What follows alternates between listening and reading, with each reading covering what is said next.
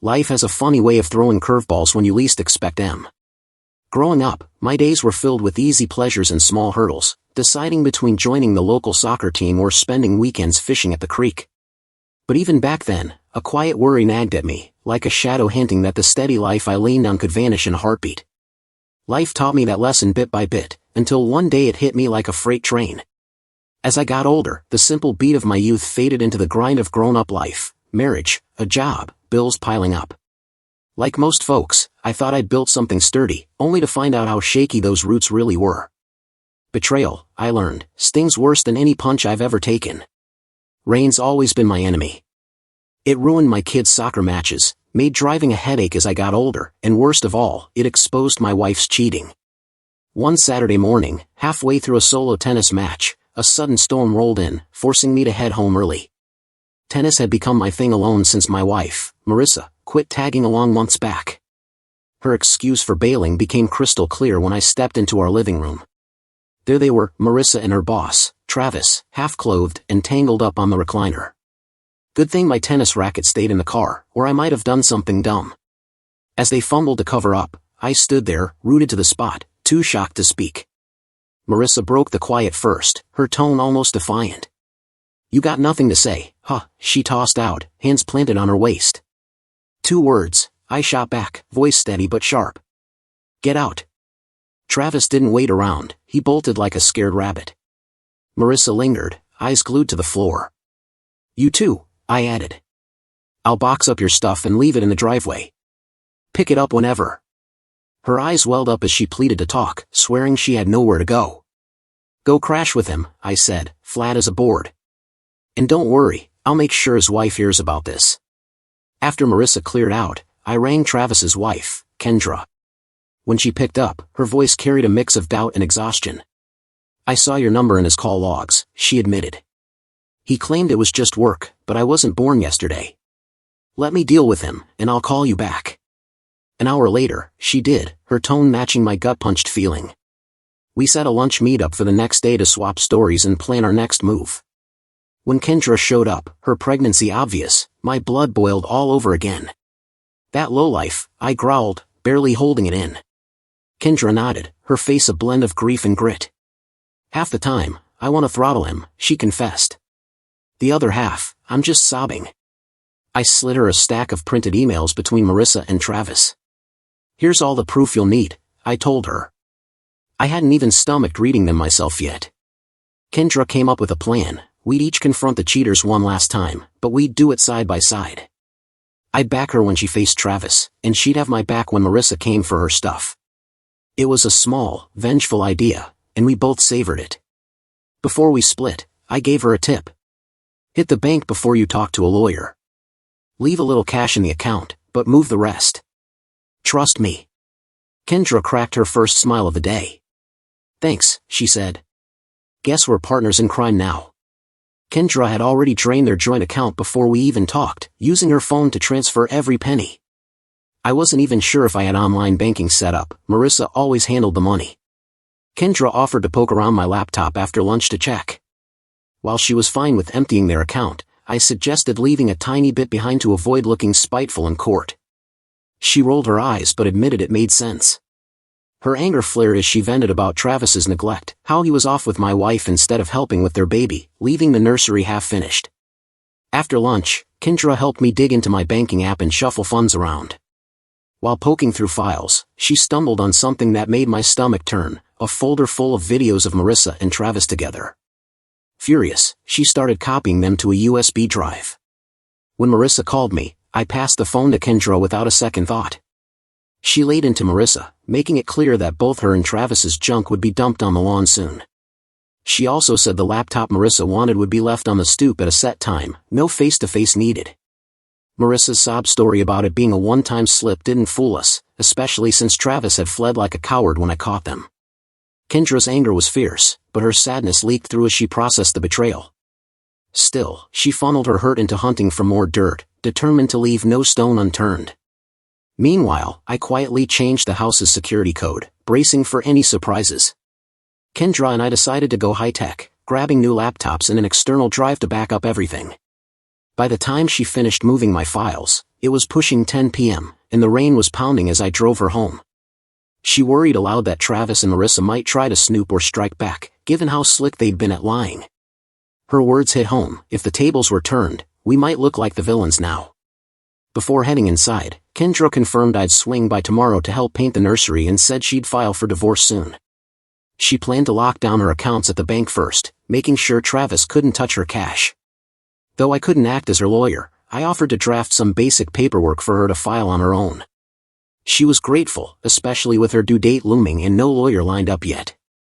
After grabbing my work bag, I handed Kendra a rough copy of my own divorce papers to look over, mentioning I'd asked for a fair split based on our earnings. She surprised me by saying she out-earned Travis by a mile as a software developer. That made their affair hurt even worse, but she cracked a grim joke about Travis slumming it with my wife as we laughed bitterly over the damning videos we'd found. Kendra half-joked about slipping copies of those damning videos into Travis's office mailbox. Instead, I figured it was smarter to lock them down with someone I knew could handle it right, an old rival, Detective Sergeant Mitch Carver. We'd butted heads years back when I accidentally dragged his name through the mud during his messy divorce case, but I trusted him to stay professional. Mitch took the USB drive with a grunt, sealed it in an evidence bag, and swore he'd keep it safe until I called for it. Walking out, I hoped I'd mended a bit of the bad blood between us. The next morning, Kendra and I were at the front of the line at First Union Bank in a quiet corner of Austin, Texas. We set up fresh accounts, leaving just a few bucks in the old ones to look fair. The branch manager tipped us off that someone had already tried to dip into the accounts and pitched a fit when they found the cash gone. Kendra flashed a sly grin. Travis was fast chasing Marissa, she quipped, but too slow to cover his wallet. Leaving the bank felt like we'd scored a point. Little by little, we were taking back our lives. Saturday morning, we marched into the county clerk's office in Travis County to file our divorce papers, shelling out the $185 fee and arranging for a sheriff to deliver them on Monday, the last day of the school year. It felt like a jab they deserved. To mark the occasion, we grabbed a late brunch and swung by Home Depot to pick out paint for her baby's room. Kendra, worn out quick from her pregnancy, needed breaks often, so the trip dragged longer than planned. Meanwhile, Marissa and Travis blew up our phones with voicemails we trashed without a listen. I'd heard enough sob stories in my years as an attorney, and Kendra had zero patience for Travis's begging. Monday and Tuesday, we focused on fixing up the nursery. Kendra picked a soft beige for the walls with a pale blue trim, and I teased it looked like baby formula gone bad. She shot me a glare. By Wednesday morning, she'd finished poking around Marissa's laptop and showed me how to box it up. At 6 a.m., I stepped onto the porch to leave it there and nearly jumped. Marissa was standing right in front of me. She launched into a rant about the divorce papers hitting her at work, calling it a low blow. I told her straight, without a real address for her or Travis, it was the only way. She swore up and down she and Travis hadn't crossed any lines, claiming what I saw didn't count as cheating by law. She pushed for a no-fault divorce, which would split our assets 50-50 instead of the 70% I'd get in an at-fault case.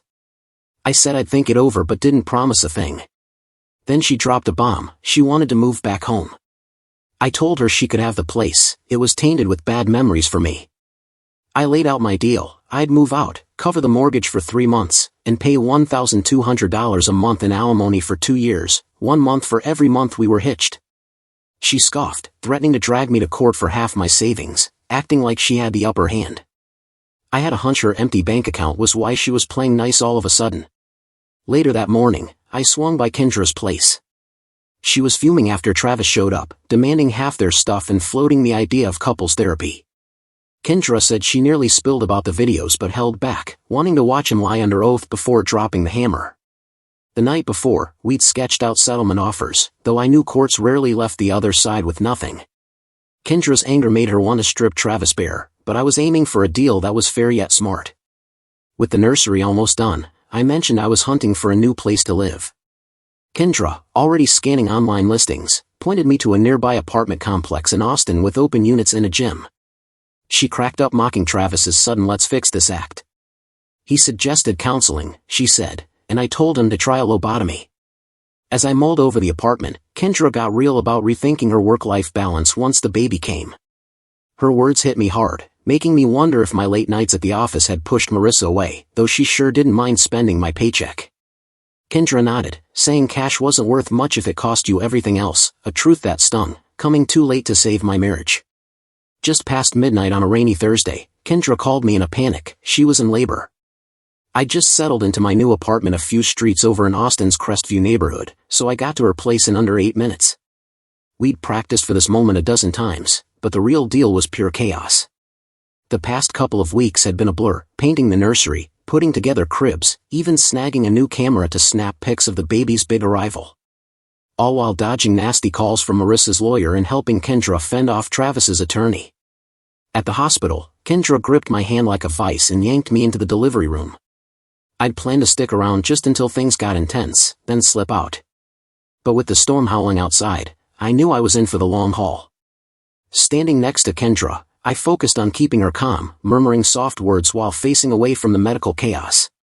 When the doctor asked if I wanted to snip the umbilical cord, I passed with a polite shake of my head. But when they placed little Nora Blake, a squirming, slightly gooey bundle, in my arms, a wave of wonder hit me hard, pure joy I didn't see coming. After Kendra cradled her daughter for a moment, we both agreed Nora was the most perfect thing we'd ever laid eyes on. Kendra's advice to cut back my work hours turned out to be a damn good call. My bosses at the law firm weren't happy, but dialing back gave me time to help Kendra settle into mom life. My days stayed busy but felt fuller. I turned into Nora's unofficial nanny while Kendra worked from her home office in Austin's Hyde Park neighborhood. She'd pop out every few hours to nurse, and I'd step out to give them space, but otherwise, she trusted me completely with her girl. Holding Nora was a bittersweet jab, reminding me of the kids I'd hoped for in my marriage. Marissa always pushed that dream further out, saying not yet, which stung more now than ever. Kendra had her own gripes. Travis barely cared about being a dad, showing zero spark when she told him she was pregnant and even less as the months dragged on. Meanwhile, Marissa and Travis wouldn't stay out of our lives. Their lawyers fired back with claims that we were the cheaters, Kendra and me, of all people. We cracked up at the absurdity, but we still had to fight it in court. Travis kept trying to see Nora, calling Kendra weekly to beg for visits, but he hadn't filed for legal rights. She always made sure I was there when he showed up, just to keep things civil. Marissa, on the other hand, called me twice a week, whining for cash or help with stuff like fixing the garage door or swapping out air filters, things she couldn't handle. I was done playing handyman for her. The depositions were as ridiculous as we'd expected. Marissa's lawyer, some green kid who looked fresh out of law school, tried to run the show, but my attorney, a sharp-as-hell veteran, tore his arguments apart like tissue paper. When he questioned our claims about the affair, she hit back with wit that left him stammering, his face red as a tomato. I took my shot to talk to Marissa directly during the session. I reminded her of my first offer, the house and $24,000 in alimony over 2 years. But her lies since we split had consequences, and I dropped my offer to $500 a month and the house. Marissa lost it, swearing she'd never lied or cheated, claiming she hadn't been with Travis before we broke up. My lawyer leaned in, asking her under oath if she'd had an intimate relationship with Travis before June 3rd. Marissa's smug no was recorded for the record, her confidence practically daring us to prove otherwise. When her lawyer turned the tables, asking if I'd been involved with Kendra, I was ready. I laid it out plain. I'd never had a romantic or intimate relationship with Kendra, before or after June 3rd. I met her on June 4th when she was 9 months pregnant, and our bond was close but strictly platonic. Leaving the deposition, Kendra and I were equal parts pissed off and fired up. Marissa and Travis kept stirring the pot, but we were ready to hold our ground. The fight was gonna be messy, but we had the truth, and each other, in our corner. One night, during the legal slugfest, Marissa's attorney cornered me with wild accusations, claiming he had photos of Kendra and me at each other's places. He even had the nerve to suggest Nora might be my kid. That sent me over the edge. Before my lawyer could stop me, I was on my feet, laying into him. I warned him to back off with the creepy stalking, promising hell if he kept sending cameras after us. I also told him Marissa better rethink rejecting my settlement, especially since Kendra's tech skills as a digital forensics expert could bury them. I gave her until Monday at 5 p.m. to decide. By Tuesday afternoon, Marissa hadn't responded about the offer, but I got a call from Judge Carla Hensley's office in Austin's downtown courthouse. Marissa's lawyer had filed a complaint about my outburst, calling it threatening and unprofessional. I was summoned to the judge's chambers at 2 p.m. with my attorney. Earlier that day, Marissa sent her counteroffer, the house and a $55,000 lump sum alimony payment. Kendra got a similar over-the-top demand from Travis, which had her seeing red. Clearly, the two were scheming together. In Judge Hensley's office, the young lawyer laid out his case, acting like my reaction was some grand crime against legal etiquette. My attorney, cool as ice, shredded his argument. She pointed out I was just a plaintiff, not a court official, and suggested his amateur antics probably sparked my outburst.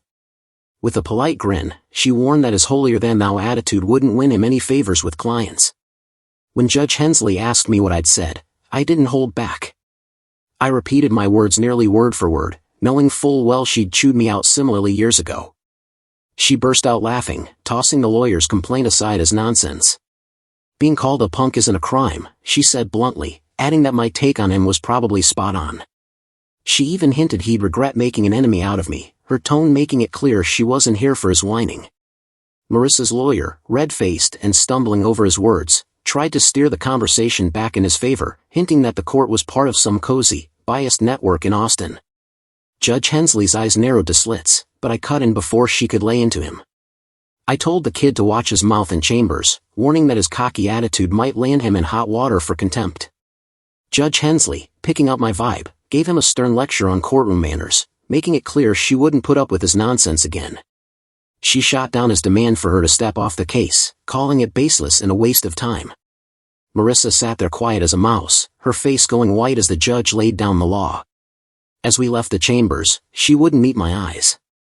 I turned to her and shut down her counteroffer with a flat no way in hell. The next few weeks brought a kind of calm in the middle of the storm.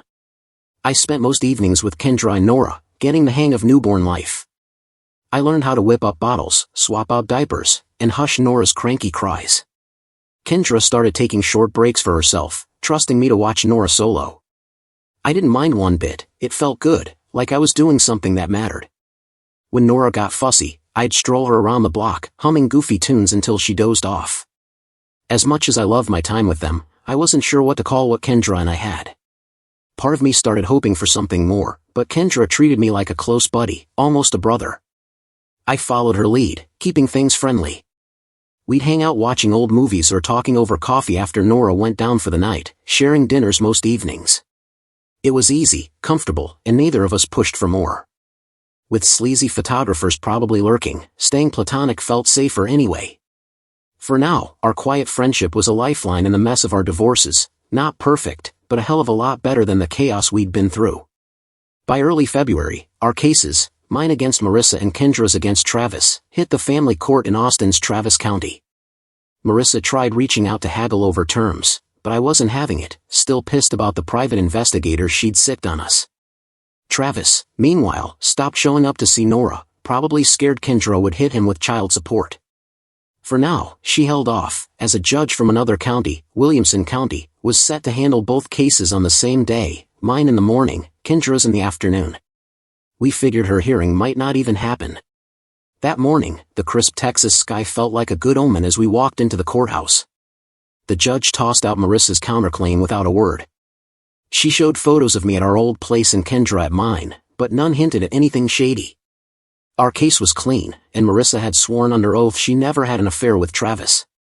We held back our big guns, those videos and emails, hoping we wouldn't need them, but it was clear we would. During my testimony, I vaguely mentioned proof of their relationship before June 3rd, and nobody pressed me on it. Marissa doubled down, denying the affair under direct questions and cross-examination. That's when my lawyer pulled our ace, calling Detective Sergeant Mitch Carver as a surprise witness. Since it was rebuttal testimony, we didn't have to list him, catching Marissa's team off guard. Mitch took the stand, his dislike for me plain as day. Asked about our history, he said he had no use for me, blaming me for taking his divorce years back as his ex's lawyer. Marissa's attorney objected, but my lawyer argued Mitch's lack of loyalty to me made him rock-solid credible. Mitch described our meeting on June 5 last year when I handed him a sealed USB drive with a chain of custody form. He confirmed it stayed locked in his office safe, with a new code only he knew. He handed the USB and form to the court, and despite Marissa's lawyer's protests, the judge allowed it. My attorney asked for a private review of the contents, saying they weren't fit for open court. As the USB was entered, Marissa went pale, whispering frantically to her lawyer, who looked just as rattled. The defense tried to poke holes in Mitch's story, but he held steady, a courtroom pro. The judge called a break to review the USB, promising a ruling by noon. In the courthouse hallway, Kendra paced with Nora tucked in her sling. She handed me the baby with a sly grin. "Might not even need my hearing this afternoon," I said, noting it was a shame she'd missed Travis's face when he got hit with the evidence. Kendra smirked. "Oh, I'll get my shot when he comes begging back to me." "That'll be sweet." As we talked, Marissa and her lawyer approached, with Travis and his attorney lagging behind. Marissa, clearly rattled, jumped right in. "I'll take your original offer," she said, but her voice had an edge, like she thought we were bluffing. Travis apparently believed Kendra might have cooked up fake evidence on her computer. Kendra stepped up, her tone like steel. "You're out of your mind," she snapped. "You think we'd drag cops into this if it wasn't legit? The proof's ironclad. You're done, Marissa. Me, your husband, and now the judge, we all know it." Marissa's lawyer tried floating a counteroffer, but Kendra shut him down. "Save your breath. Our answer? Take a hike." After I lightly touched her arm, Kendra whirled on me, eyes blazing.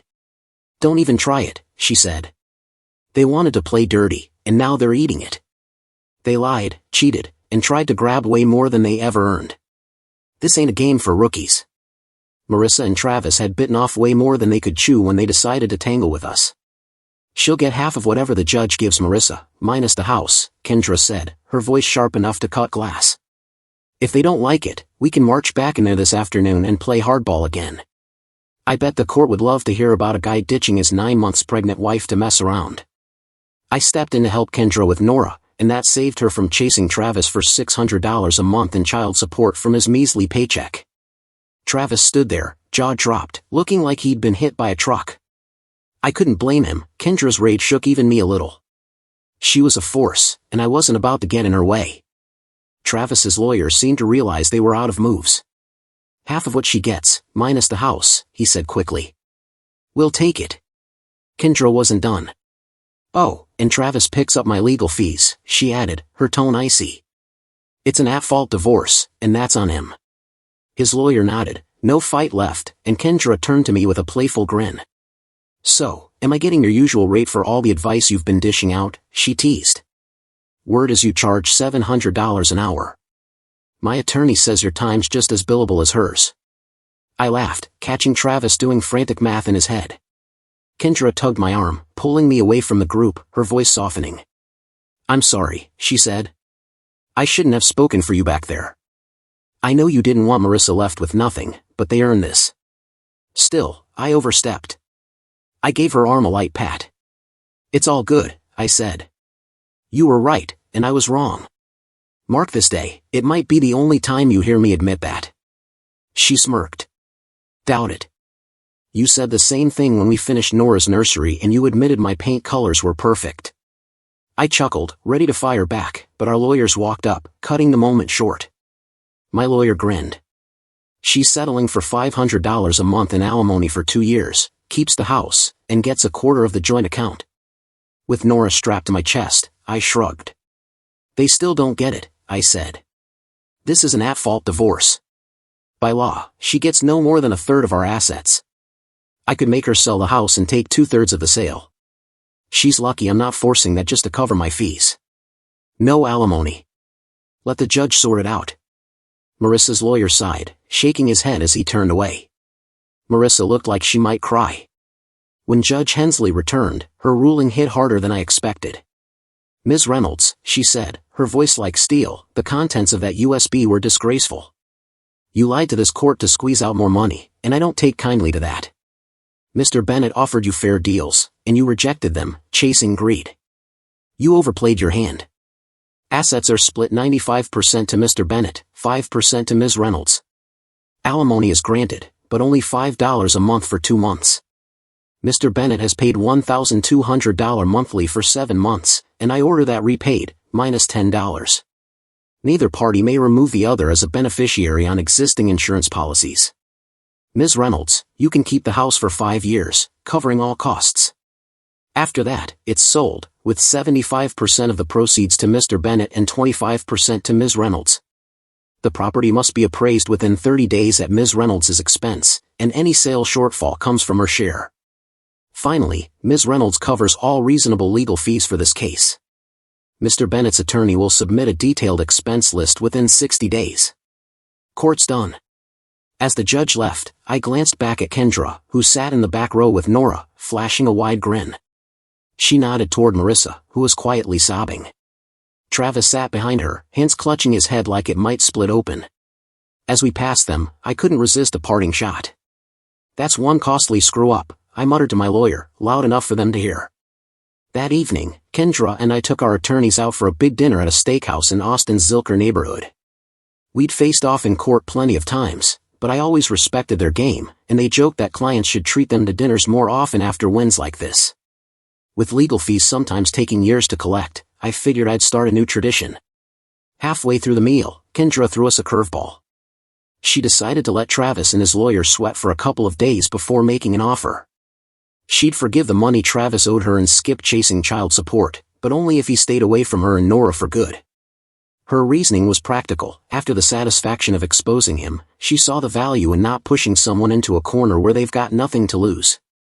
It wasn't like Kendra to let up. She'd been hell-bent on making Travis pay for every wrong. But over the months, she'd taken some of my advice from our late-night talks. She admitted that showing a little generosity when you've got the upper hand can send a stronger message than revenge. By offering fair deals to Marissa and Travis, we'd shown we weren't out for blood, just standing on what was right. Kendra had started to mellow as the dust from her divorce settled, and her choice to go easy on Travis showed she was rethinking her approach to life after betrayal. I floated a similar idea for Marissa, letting her keep the house without squeezing her for cash. Kendra nodded, seeing how it kept us on the high road we'd held through the whole mess. She grudgingly admitted my idea had some weight, but quickly added with a smirk that she wasn't going to make a habit of saying I was right. Over the past few months, I'd watched Kendra claw her way back to confidence. The grind of her nasty divorce and raising Nora alone had worn her thin, but her strength was starting to show again. The holidays hit us both hard, stirring up memories of what we'd lost and the bitter sting of our court fights. But as the legal battles faded, Kendra's spark came back. For the first time in ages, her sharp wit and big smiles returned, lighting up the room. With the courtroom drama behind us, I figured Kendra and I might drift apart. Our shared enemies had glued us together, and without them, things naturally started to change. I still watched Nora a couple nights a week so Kendra could hit the gym or go to work meetings, but I was spending more time at the office, tying up loose ends. My 5-year contract with the law firm was up in June, and I was gearing up to start my own practice in Austin's Barton Hills.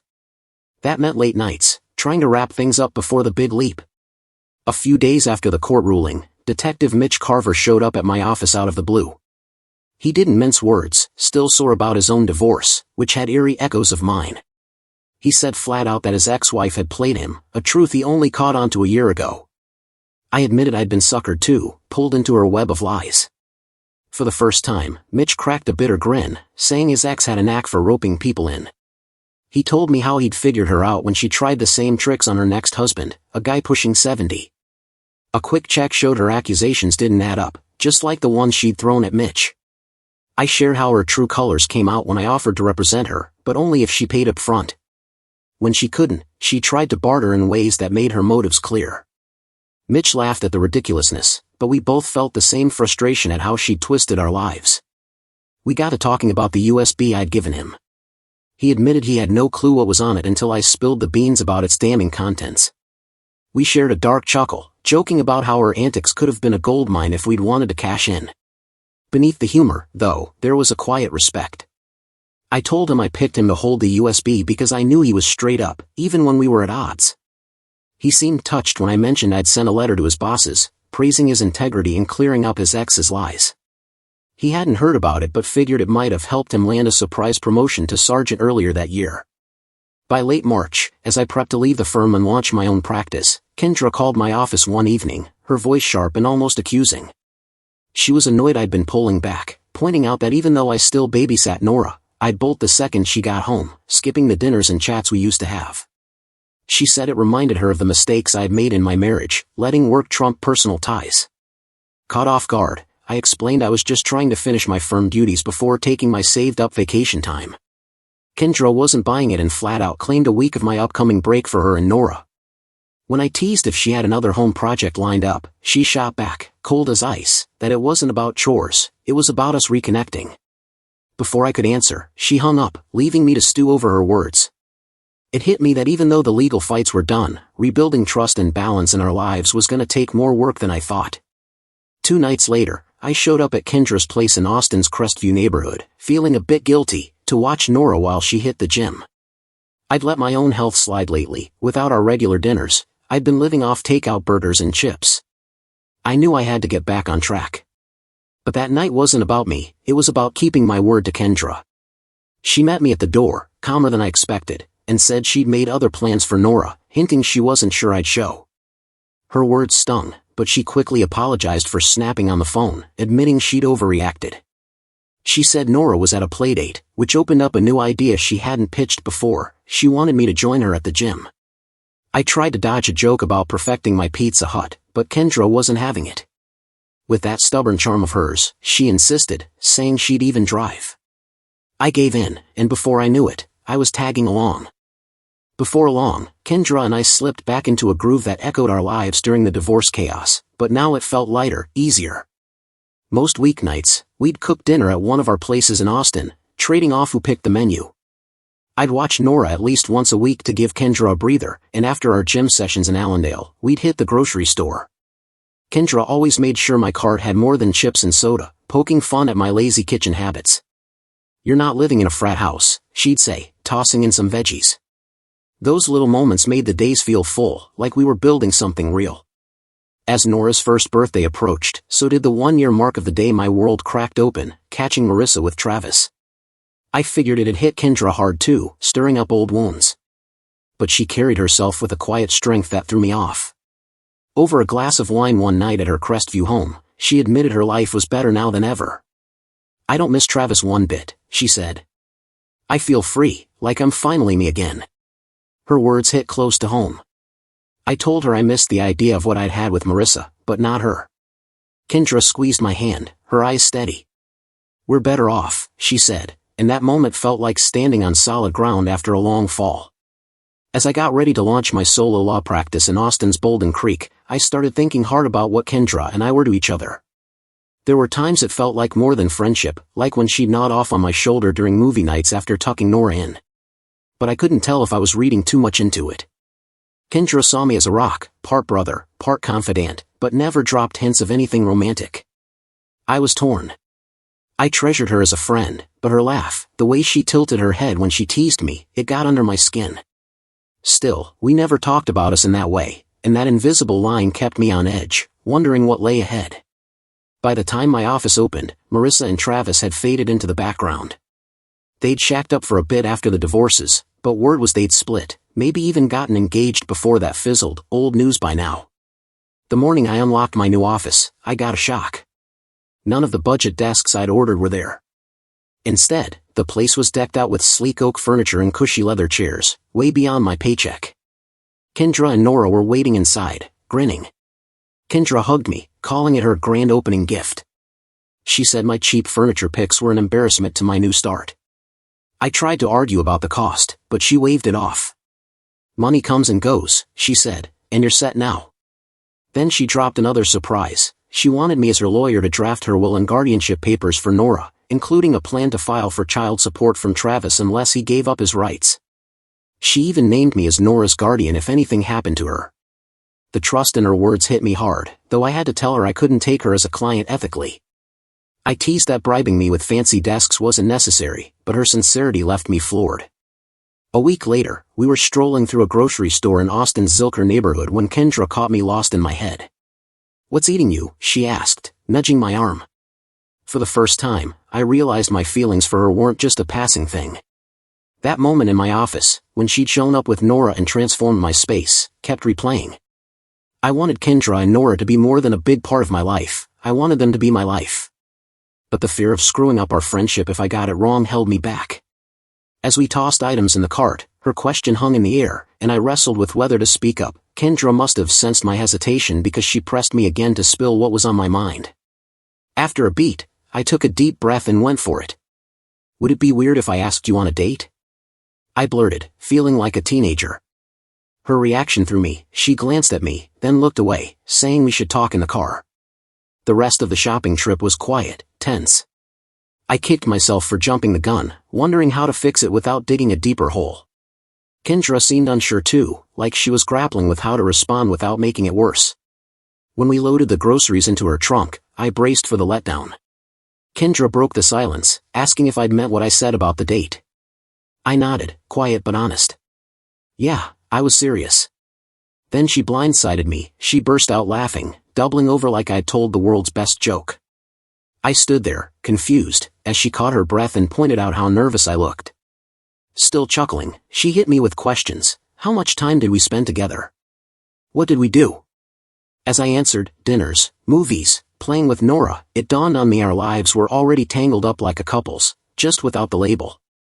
Then she dropped the real shock. 4 months, she thought we were dating. She'd even called me her boyfriend at work. After our divorces wrapped, she'd been hurt, thinking I didn't see her that way, waiting for me to make a move that never came.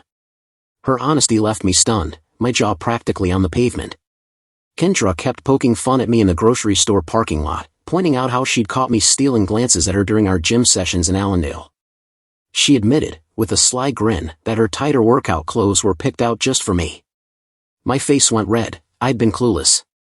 She confirmed what I hadn't let myself believe. I was the one she'd been trying to catch. Then she nudged me to ask her out for real. I teased that I might back out, but we both knew this was the moment we'd been circling for months.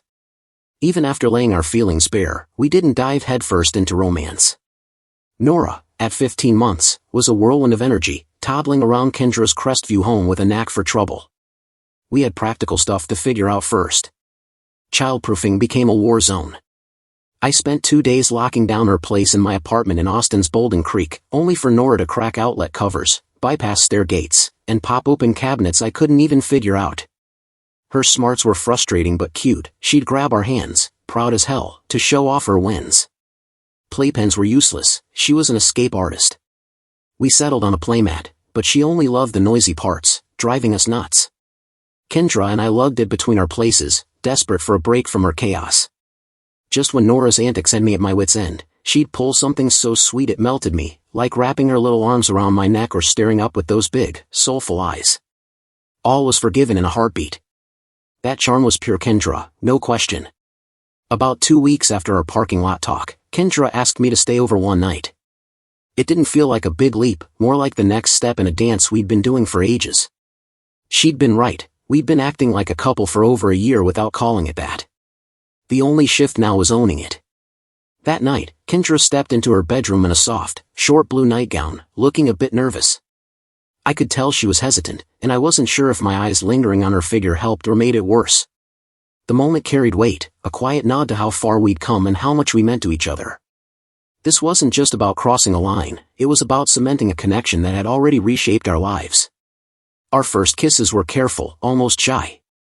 After over a year without closeness like that, we were both feeling our way through. I was hyper-aware of not making Kendra uneasy, and I sensed she was too. But as the night unfolded, our nerves melted away. The warmth of our connection said it all. We were right where we wanted to be.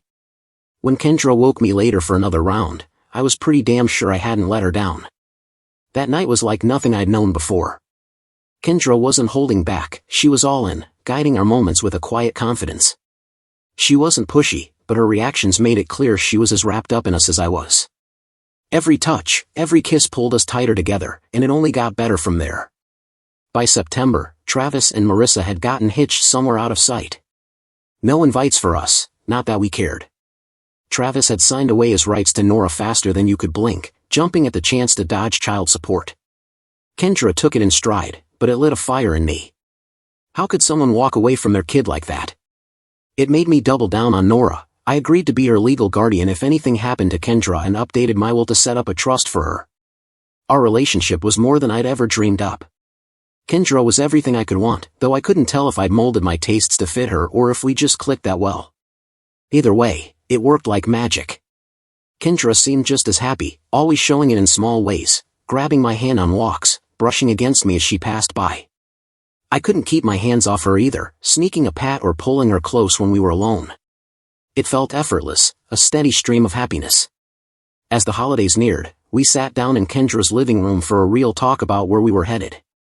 We'd skirted the topic for months, but it was time to face it. Both of us carried scars from our marriages. Mine barely hit 2 years, Kendra's fell apart in 18 months. Our spouses started cheating before we'd even made it a year. The odds weren't great, and we couldn't pretend they were. But we knew our past didn't have to chain us down. I never saw Marissa in Kendra, and she never saw Travis in me. What we had was its own thing, built on something stronger. During that talk, I put into words what made us different from anything I'd had before. Kendra listened, her eyes thoughtful, then nodded, agreeing with what I'd laid out. It wasn't just love, it was trust, respect, and a shared fight to build something better than what we'd lost. We weren't rushing, but we were ready to keep moving forward, together.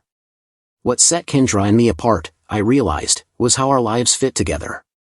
Picture 2 circles overlapping just enough to share a lot, but each keeping its own space. That's us, connected deeply, but still our own people. My past with Marissa was different, like one circle swallowing the other, leaving no room to breathe. Kendra and I had plenty in common, but we didn't need to share everything. She couldn't care less about my tennis obsession, and I zoned out when she geeked over new tech toys. Those differences didn't pull us apart, they gave us room to be ourselves. With Marissa, that balance was nowhere to be found. She latched onto my hobbies, even picking up tennis just because I played, not because she liked it. Her constant shadow felt heavy, even if she didn't mean harm. It got to where I couldn't have anything just for me. Looking back, it was suffocating, like I was losing myself trying to keep her happy. Kendra nodded when I told her this, getting it completely, her eyes thoughtful as we talked over coffee in her Crestview kitchen. Kendra had her own version of that trap with Travis. He wanted their lives to be one big circle, no gaps allowed. If she wanted to do something solo, he'd barge in, like her having a piece of herself was a threat. He couldn't stand me having anything just for me, she said, shaking her head. That was the opposite of what we'd built. Kendra and I cheered each other's independence while treasuring the moments we shared. It made our bond stronger, not weaker. Kendra lit up when I described us as intersecting circles. That's us, she said, her smile warm. She meant it, too. When we picked our wedding bands, we went for 2 linked rings, separate but woven together, a perfect snapshot of who we were. Slipping those rings on felt like sealing something we'd been building all along, right there in a little Austin jewelry shop in Zilker. It's crazy how life can flip on you. The days that gutted me, finding Marissa with Travis, the divorce, the anger, led to something I never saw coming, something better. Standing here now, looking back on the mess of those early days in Austin, I'm amazed at how it all came together. Kendra, Nora, and I built a life grounded in trust, laughs, and a respect that doesn't budge. It's not perfect, but it's ours. Nora's growing into a firecracker, always pushing limits but filling our home with light. She's curious as hell, tearing through our Bolden Creek apartment like a tiny tornado. I wonder if she'll remember these days, the games, the giggles, the late-night songs I hum to get her to sleep.